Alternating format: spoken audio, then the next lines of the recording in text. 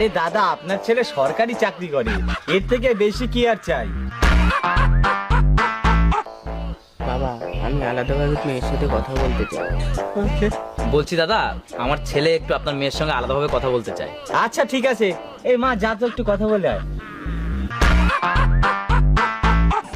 যা তাহলে কথা বলে আয়। A few moments later. দিদি তুমি এই বিয়েতে না করে দাও। আমি একটা মেয়েকে খুব ভালোবাসি। আমি যদি ওই মেয়েকে না পাই, আমার হাতে শিরা কেটে দেবো। আরে ঠিক আছে ঠিক আছে, তুমি পা ছাড়ো, আমি বাইরে গিয়ে সবাইকে না বলে দিচ্ছি। বাবা, মেয়ে বলছে আমার পছন্দ না। না বাবা, আমি ওই ছেলেকেই বিয়ে করবো। ওই ছেলেকে যদি বিয়ে না করতে পারি, তাহলে আমি আমার হাতে শিরা কেটে ফেলবো।